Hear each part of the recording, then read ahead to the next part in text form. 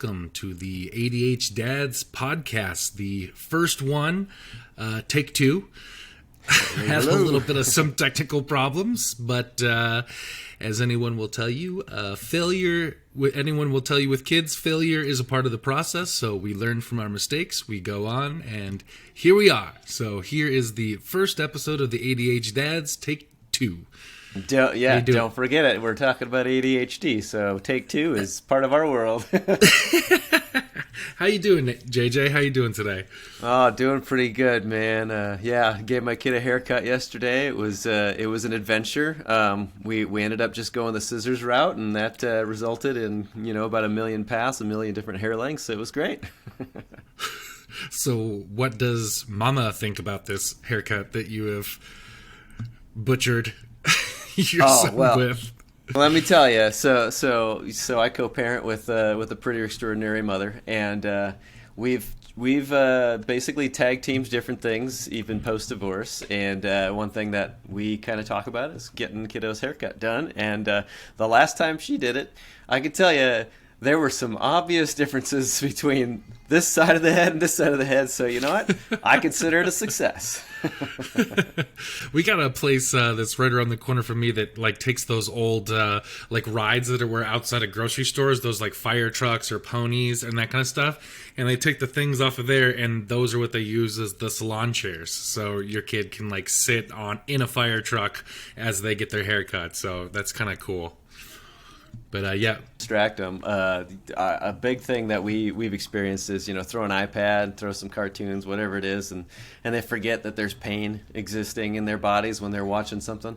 I took my kiddo to the ER, and he was locked in on this cartoon. Meanwhile, I'm looking at this open gash in his hand, going, "Oh my God, this is the scariest moment of my life."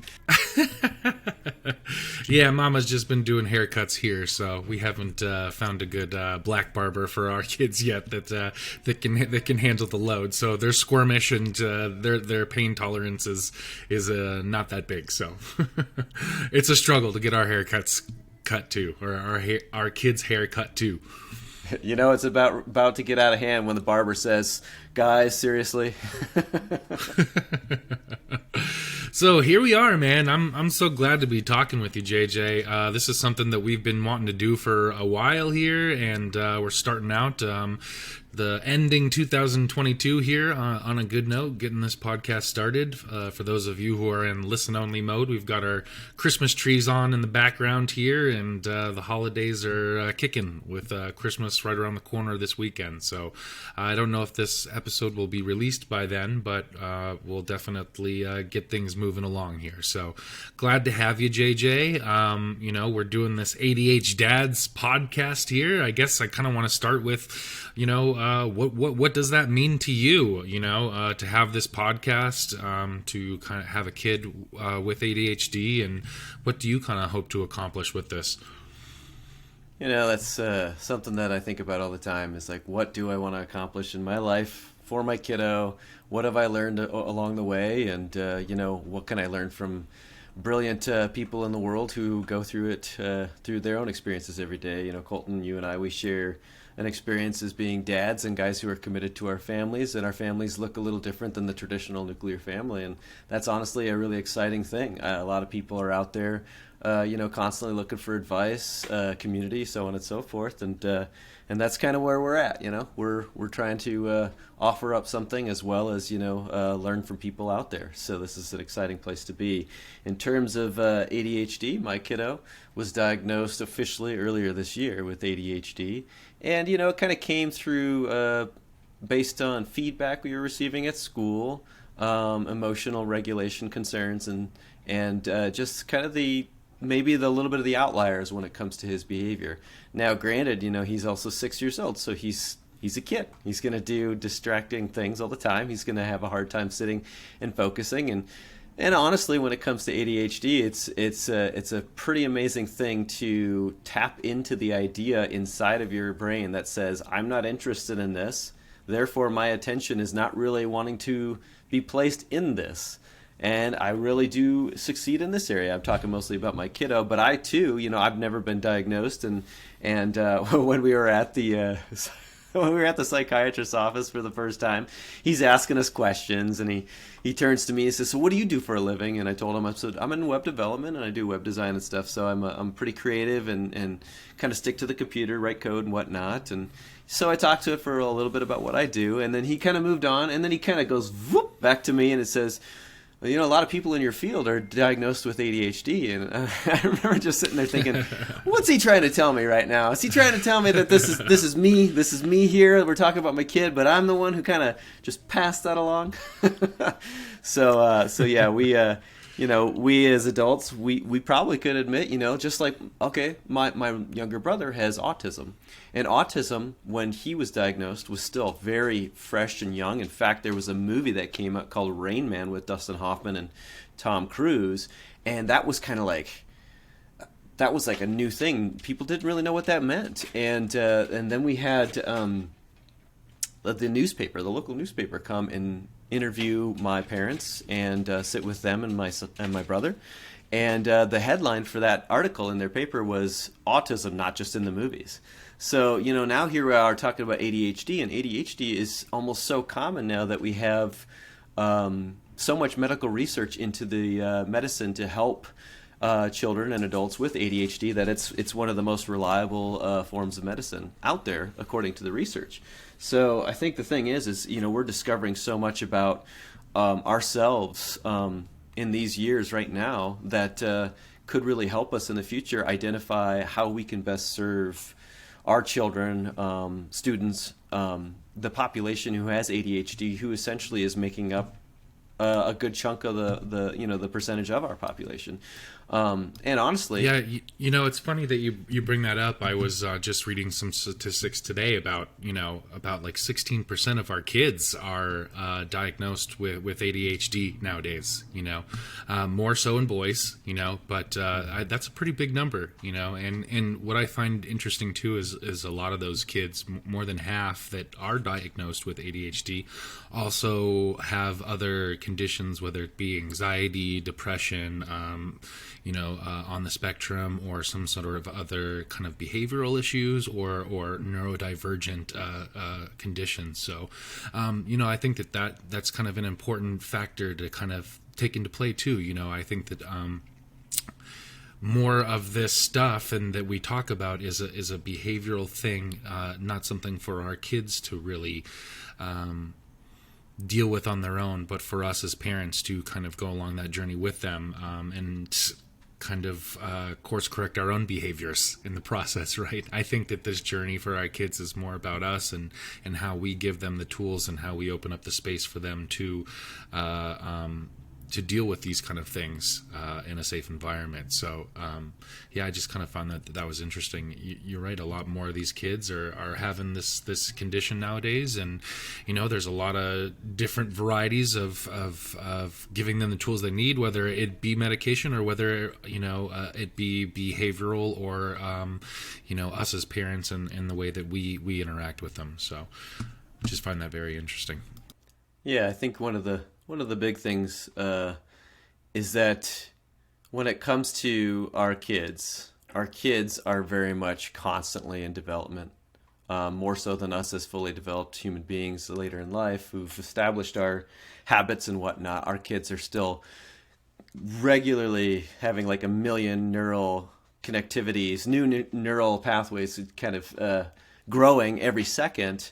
And therefore, there's just so much development, so much pruning that's existing at a rapid rate for them, and that's big for us to nurture as opposed to somehow stifle. We have books. You're right. We have like resources, books out there that talk about how we deal with ADHD in our children, but it's generally about training us parents, training us adults to best serve these kids, to highlight their superpowers, as we talk about. It's essentially it's an effort to train us, not train our kids. Our kids are working with what we provide them, and if we provide them with a safe environment and we nurture what it is that they really are, feeling their strengths are leading them, it's going to result in even greater success. So it's all about training us. What did ADHD look like for you in your childhood? You know, you said that you haven't been officially diagnosed, but how did that show up for you? You know, in your family dynamic, or in the classroom, or just for you as a kid? You know, because I think for me, I was definitely a high-strung kid. You know, I had a lot of behavioral issues in school as being the class clown, or a disruptive kid. It wasn't to say that I struggled in school. I think it was kind of the opposite for me. I was someone that got work done first and then didn't have anything to do, so I was very disruptive. And you know, I think my parents came from a generation where this wasn't necessarily like in the public awareness yet. This wasn't something that like parents were like talking about as openly, and ADHD was, or ADD was kind of, you know, or some of these behavioral or learning conditions was more about, well, they're just kids being kids, you know. It was kind of explained away and that, and you know, maybe I didn't get some resources, or maybe was misunderstood in a few settings where I was just trying to be a kid, you know, but maybe had my brain working a little bit differently than some of my classmates and stuff. So that was, you know, an issue for me always, until I kind of found a home and a creative space to kind of express that. Like you said, and kind of turn it into a superpower. So I'm just kind of curious, you know, how it showed up for you, and how your parents kind of saw it, or what they did, or what tools they kind of gave you to support you along that process, if any. Yeah, man. Well, again, you know, because never been an official diagnosis for myself, I want to be cognizant of the idea that, you know, I don't want to speak for a community that has diagnosis and maybe has been given certain tools, or, you know, we talk about 504 plans at school, and kind of some accommodations that come with that. Mine has very much been, you know, like when I was young, I operated a lot of times out of fear. I remember there was one day in second grade, I was just kind of chatting with one of my friends in class, and we started, you know, I started getting a little silly, and I was quietly walking around the classroom, chasing after him. And then I looked up at the teacher, and she's just got like this scowl on her face. She's upset with how I'm acting, and it freaked me out. It scared me. I didn't know what I was doing wrong. And then she called me out in front of the whole class and says, "Who else is being distracted by JJ right now?" And all of a sudden, all these hands get raised up, and I'm like, I didn't know. I'm sorry, I didn't know what was going on. So I operated out of fear a lot of times. Now, what's interesting is I probably will continue sharing the story of my own son. He's kind of on the opposite side of things. Like, he gets distracted and he acts out, so he very much has an emotional regulation issue that we continue to try and, you know, work with. So if he's feeling a certain level of a distraction, he's going to really lean into that, and everybody else, you know, is second place. So everybody else doesn't matter, because his situation is of utmost importance in his mind, and so his emotional regulation is more challenging for him. But like I said, I operated out out of fear, and the feedback that my parents received through school, a lot of times I was kind of maybe shamed or just not really understood by my parents. Maybe it was something that they didn't know how to handle, so they often would they'd tell me, you know, you're not acting appropriately, and more or less just made me feel like I was a problem. And that was really hard for me. So I oftentimes, again, operated out of fear because of the feedback I received. Socially, I struggled a lot. There was some pretty severe bullying that I received in grade school, especially kind of around grades 7 and 8, where I was looked at as different, and I just acted different, and kids would kind of jump on that and make fun of me. So socially, I struggled. I was afraid. At home, I often felt like, you know, I didn't really have a voice of individuality that was celebrated. It was more or less a regularly kind of looked at it as, you know, I need correction. So there were a lot of teachable moments that I received at home, and it felt like my identity was something that was an issue. So a lot of my life early growing up, I was very much, I kind of moved into a space of feeling alone and sad and kind of scared, and that was very hard. And, you know, our childhood experience shapes us to the people we are in adulthood.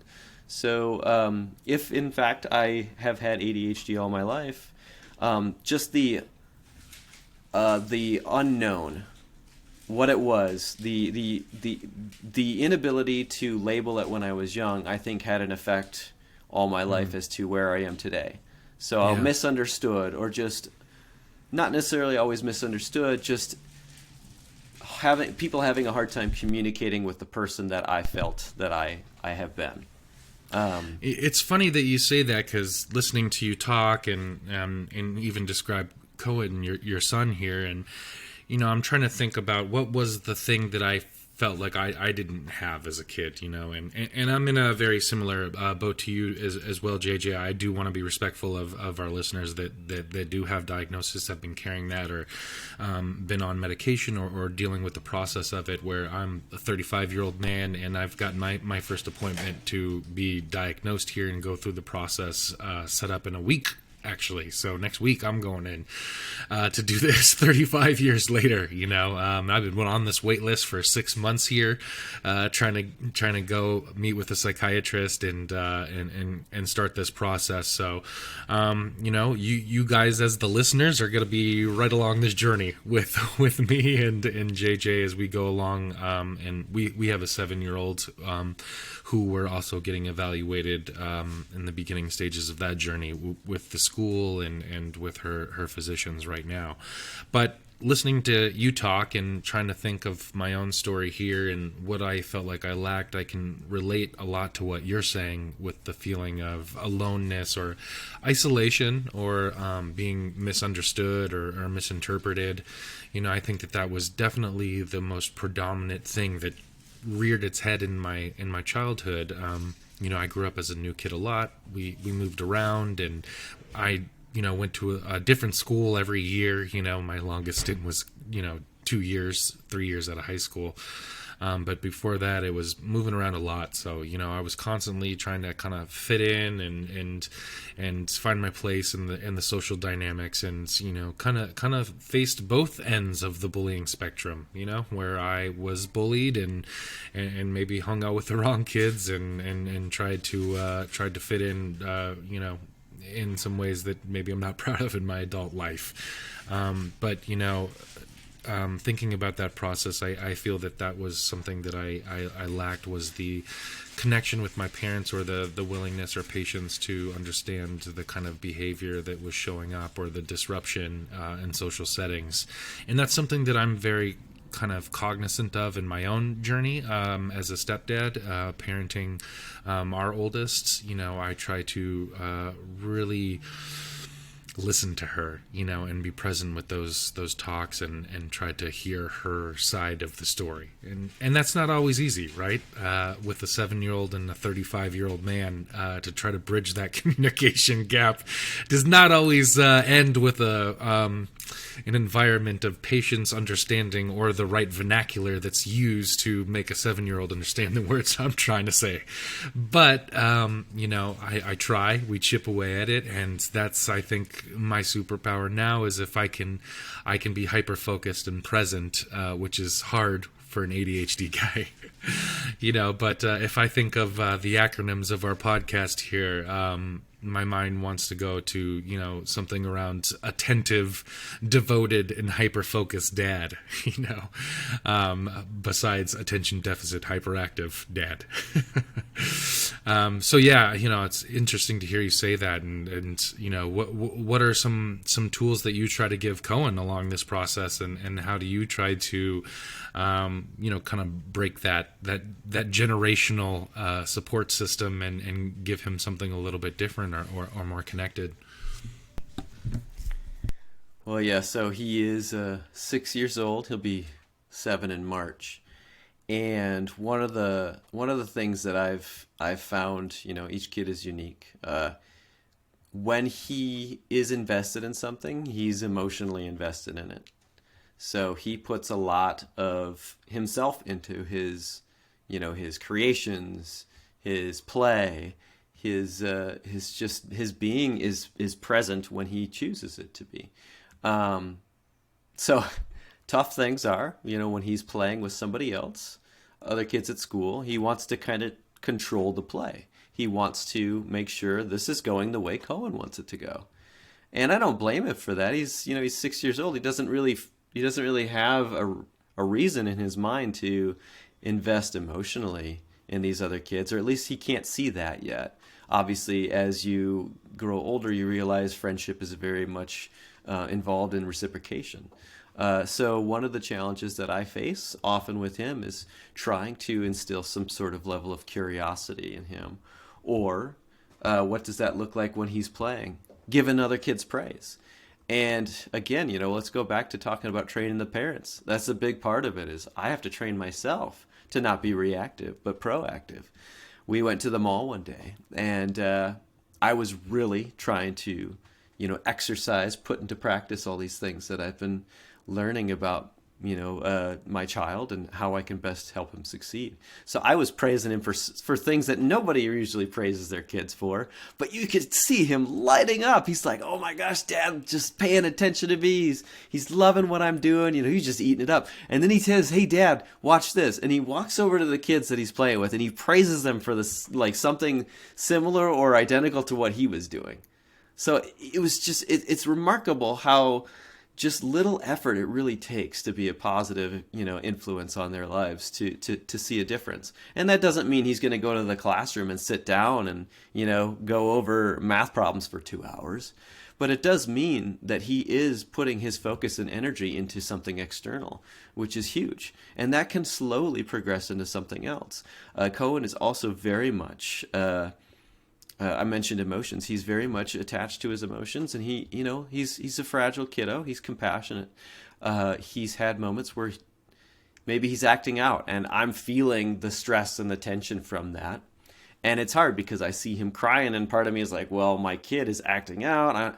He's crying, but he really shouldn't be crying about that because this is something that he essentially started, and he's in this emotional space because of his inability to regulate in this situation. Well, what good is that for me to say that to him? If I just give him a hug and show him that I love him and that I'm there for him, that makes a massive difference too. He feels safe. He feels cared for. He feels like he can open up. And it's not always easy with a kid who's got their mind on a specific task or a specific thing that they want to then switch gears and say, okay, I'm feeling safe and I can embrace this. Yeah. I think that's so important for our oldest too, is that presence aspect. In the moments that I'm trying to do the man-dad thing and, teach, course correct, instill, there's a lesson, I have to get it in her head. We do that so often as men, When I think where the superpower lies with parenting neurodivergent kids, especially with ADHD, is presence, letting them kind of dictate the narrative sometimes, letting them get their feelings out, letting them identify what's going on existentially in their heads and their hearts. Again, sometimes we see where our kids are going. You want to interrupt them and say, no, but, it doesn't matter. This still needs to happen or whatever. And the times that I've noticed the most success with our 7-year-old is the moments that I sit back and let her get it out, Well, even if I know where she's going, I know where the sentence is going to end, and even if the thing that she's saying doesn't pertain to what I'm going to say afterwards, sometimes the most important thing is just sitting back and taking that back seat and letting her present it the way that she needs to. And in that process, I'm always surprised, impressed, and proud at the words that she can string together to identify what's going on in her head. So I think that sometimes we need to kind of take the back seat to the I've got a lesson here and let her own kids kind of find the value or the lesson with their own words. His mom and I, we do a great job co-parenting, and there are times where we are open and honest about where we're at. And there was one time I remember she sent me a text and said, I'm hoping that you can take him for an extra day this weekend. And she just basically said, I give everything. I give my everything to him when he's with me. and sometimes it's really hard. And I sat back and I didn't think, wow, she just can't handle this. No, I completely empathized. I understood where she was coming from, because yeah, it can be incredibly draining at times, to have to kind of give so much of yourself and sacrifice so much of yourself when you're feeling, drained from your kiddo who's just trying to, have a present communication with you, and share something great with you.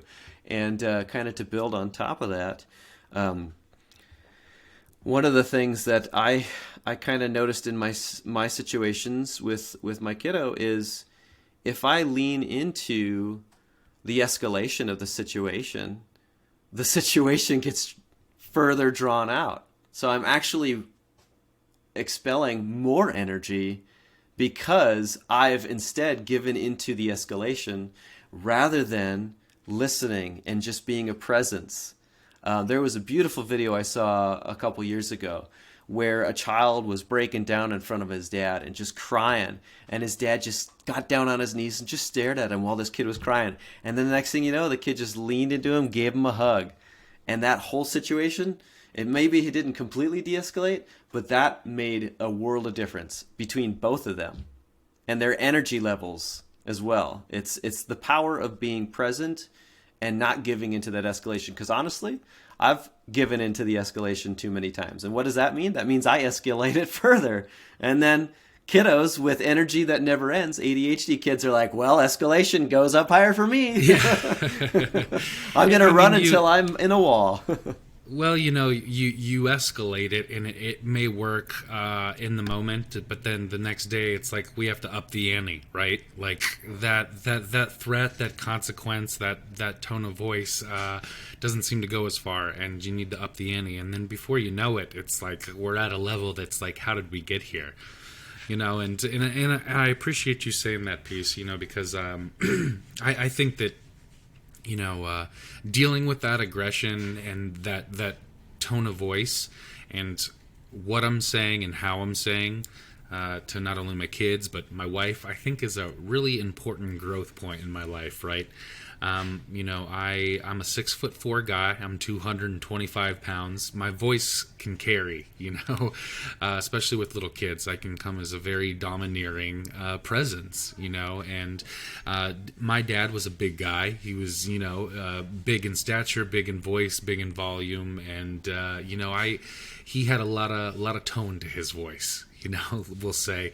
And that's something that I just have to be cognizant of. And so that journey with aggression and patience is near and dear to my heart, and something that I try to be very cognizant of in my own parenting path and how I reprimand the kids, especially as a stepdad. I definitely feel that my consequences or punishment aspect of my parenting, it maybe look a little different than yours, right?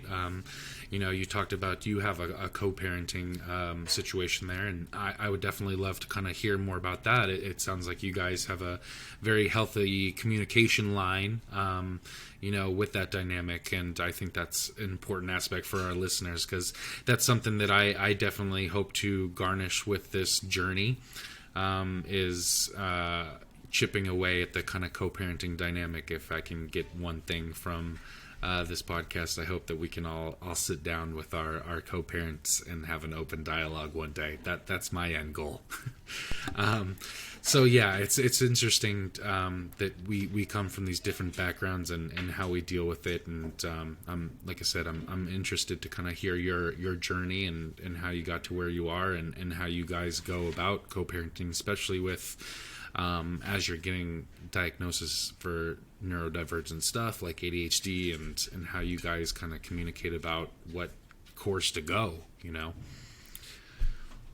Yeah, co-parenting is a big part of my life. It's something that obviously when I got married, I didn't think, well, eventually this is where I'm going to be and this is where I want to be, but I've been given the opportunity to take a difficult situation and make something as good as possible from it.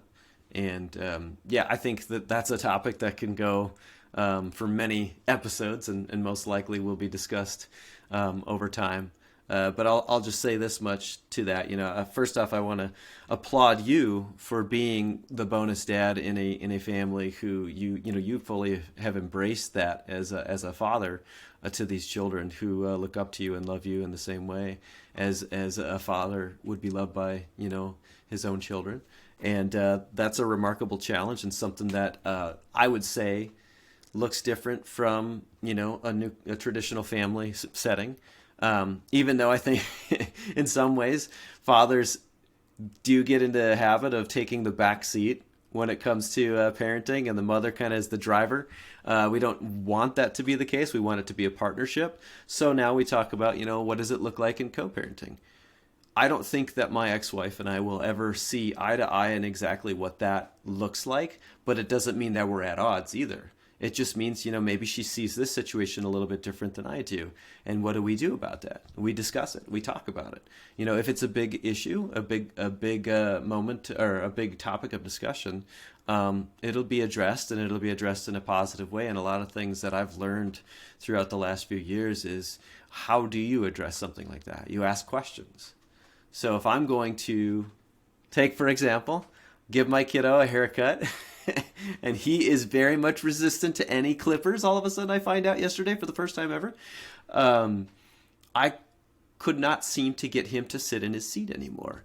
And it was very difficult. What did I think about? Well, his mom is a presence that can bring calm to the situation when he's feeling uneasy, he's feeling uncertain, maybe he's feeling unsafe. I don't know if I'm bringing a certain level of distrust for him in this situation, but for whatever reason, he was not feeling comfortable enough to sit back out in his chair. So what did I do? I called his mom. I said, hey, I got Cohen here. He doesn't really want to get his hair cut. We're kind of just stuck in the middle of the situation. And then she was able to talk with him and talk with me and work things out to the point where he was comfortable enough. He was talking, he was sharing things over the phone with his mom, and sat down. And the next thing you know, one thing he says, don't get the scissors close to my hair, or to my ears. Don't get it close to my ears. And I'm just chatting with him about whatever. It was great. He was getting comfortable and joking around. And here I am, I'm grabbing this hair right by his ear and snip it off, and he's just continuing to chat. So I guess bringing that back to co-parenting,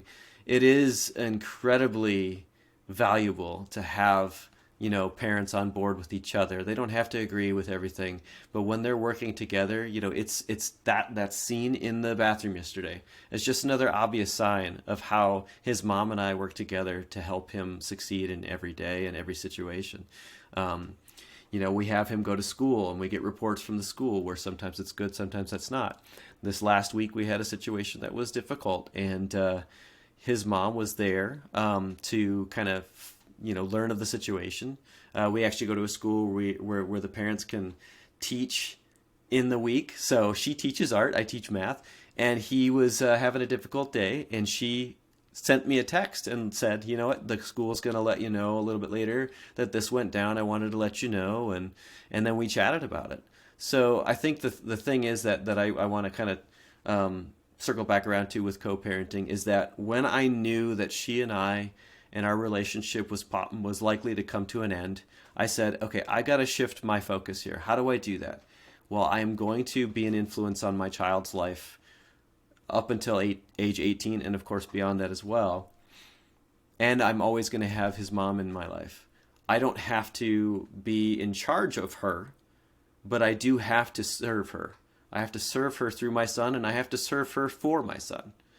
So that was my big my shift of my mindset, is that while I served her in our marriage, I knew that service to her wouldn't end. It had to be out of love for him and for her going forward. So co-parenting is of the greatest importance, even if our relationships, our marriages don't work out.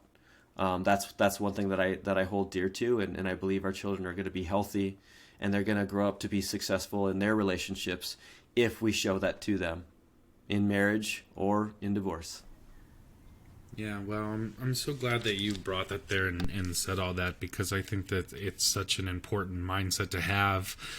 Especially in these divorce dynamics and where, men have to deal with their exes and there's kids involved and that line of communication doesn't stop.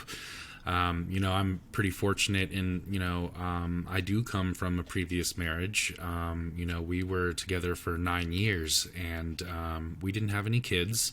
That may have been one of one of the many reasons why we didn't end up working, but we didn't have kids. But I do come from a marriage, but I don't have to have that open line of communication that a lot of fathers do, right? Dealing with the other co-parent and the kid's mom, where it stopped, where I know that my wife now is can be jealous of the dynamic, right? Because there's a lot of hard feelings that go from a whole relationship, a whole history, a whole life that happened private or previous, right? There's a lot of hurt and a lot of trauma, and I think a lot of guys can get caught in a mindset of I don't want to necessarily say victim mentality, but there's a lot of tit for tat, back and forth. She did this, so I did this, or this happened because she had this, or said this, or treated me this way. And there's just a lot of blame, and rightfully so. Again, there's a lot of history and hurt there, and it's not wrong to think that, but it's good to see you on this journey of framing it different. To put your kid first and to be a child-centric relationship where you guys have the best interest of your kiddo at heart. And I'm sure it's a struggle and it doesn't happen easily, but you seem to be able to put whatever history is there in a place where it doesn't affect your decisions moving forward. So I'm really excited to kind of get into that more with you on the show and in further episodes, because I think that you're the guy to talk to when it comes to developing that healthy co-parenting dynamic. So I'm really interested to hear more about your story and again, kind of how you got into that mindset and what you did for yourself to kind of think that way, because that's right on, man. Really, really proud of you for bringing that to the table and the way that you go about it in the relationship that you have with your ex.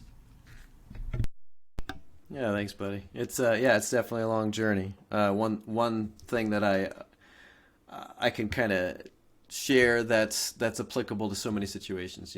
We talked about childhood and kind of growing up with possible ADHD and how do you navigate, and a lot of times it involves parents and how do the parents train themselves to work with their children.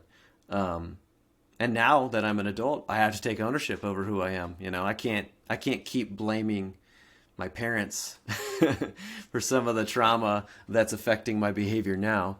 Just like with my ex, like what good does it do to blame her? I listened to a great audiobook that you actually shared with me from Russell Brand, and in that audiobook he said to justify our misery is to recommit to it. And I fully embrace that concept, basically saying, it does sitting in this space of bitterness or feeling like I have reason to feel this way and blame this other person, does this actually propel me forward to be a better me?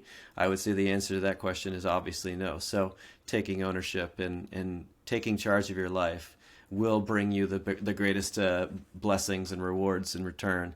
And of course, that just is a ripple effect to our children.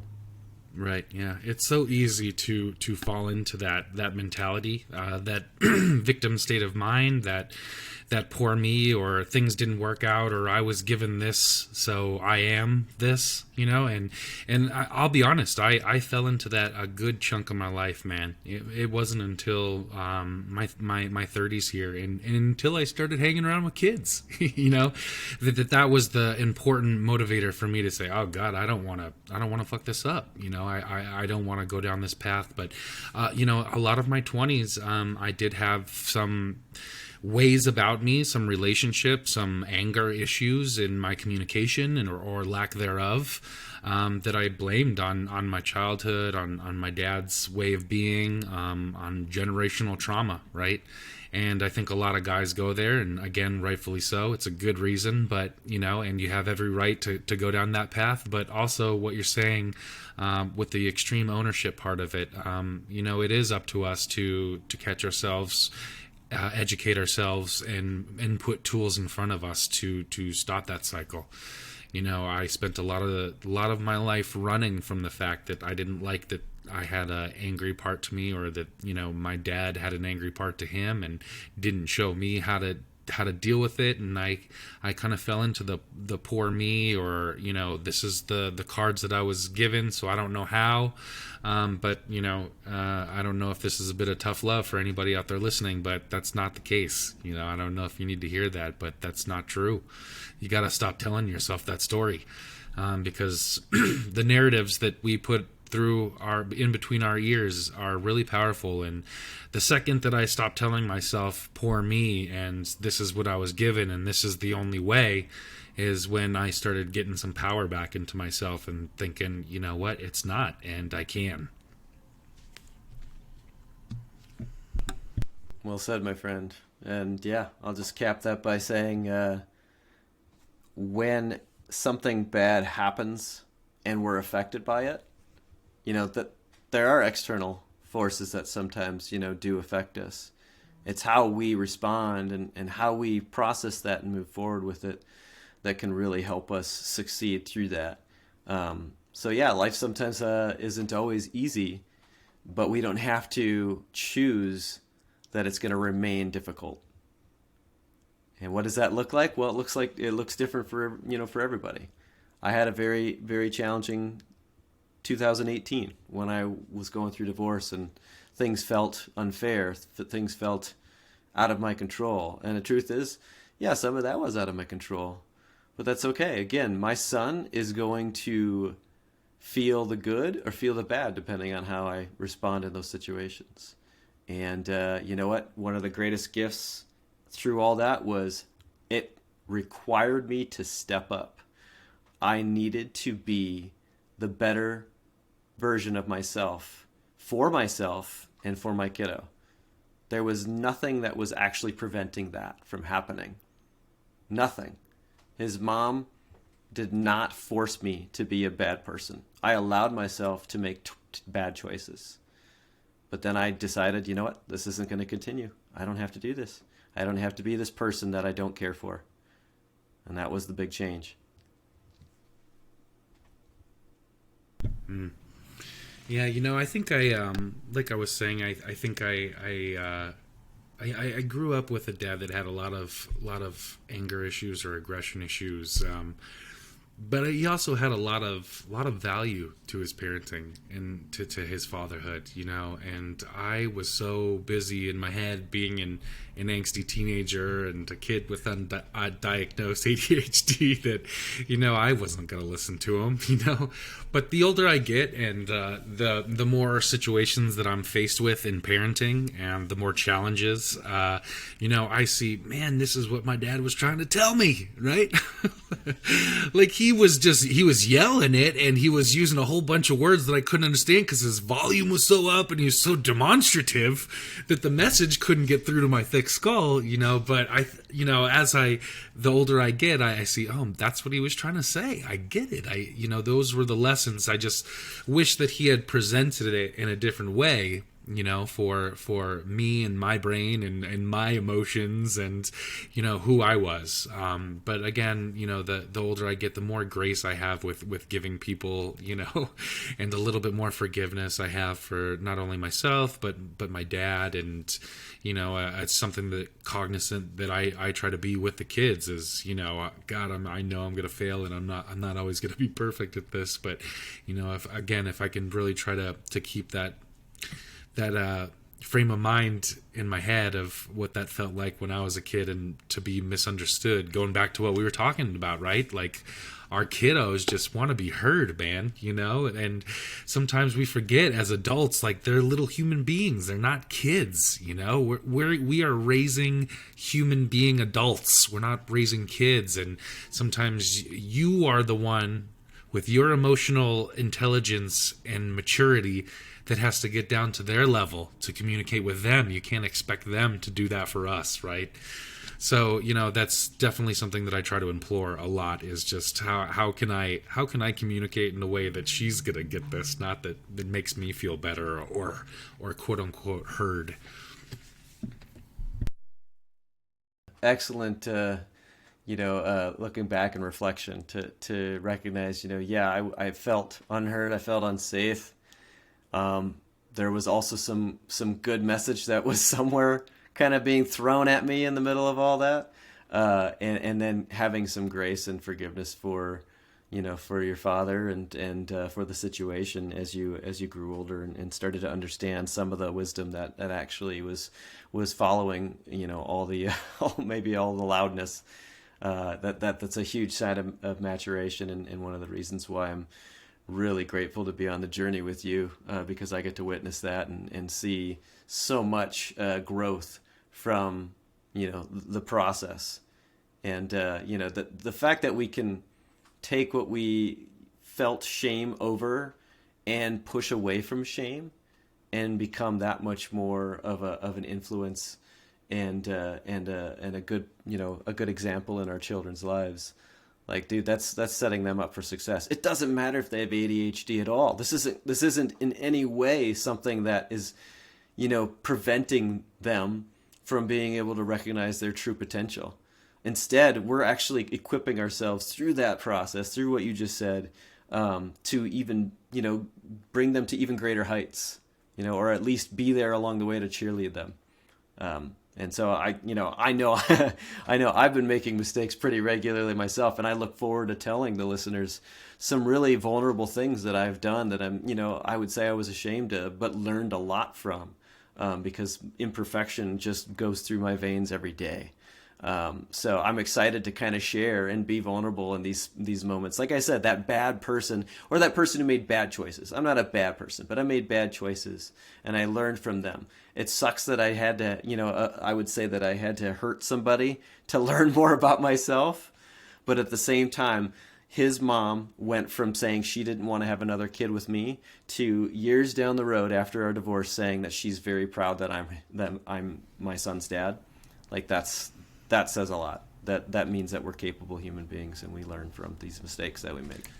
Yeah, man, I'm really glad to hear that, and I've got plenty of guilt and shame to throw on top of yours. Some guilt and shame that's turned into some valuable life lessons. So I am also very excited to share more of my story and those lessons that I've learned along this process. So I think we've got some really good stuff coming up in future episodes here. I've got some really interesting guests that I'm excited to bring on board and some interesting topics of conversation. So I think, here's a good way to end it here for this first episode. Next week, I would love to have us back and really dive into this kind of our co-parenting dynamics now and what that looks like and why we value that and kind of how we garner some healthy relationships during that process, because it's definitely something that sounds like it's both near and dear to both of our hearts. So I would love to spend an hour next week talking about that and how we can give our listeners some tools and methods on how to do that better in their lives. Absolutely, buddy. The greatest badge of honor I've ever received is the one that's called Dad.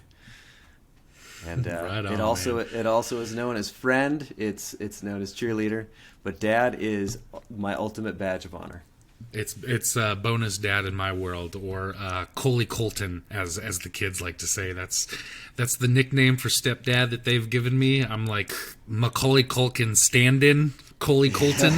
So I'll take it. I love it. I embrace it. So thank you, JJ, for doing this with me. Thank you to our listeners for staying tuned. Please make sure to like, subscribe, share, and stay tuned next week where we're going to be getting into some co-parenting stuff. So thank you. This has been the first of many of the ADHDads podcast. Have a great day, guys. See you guys.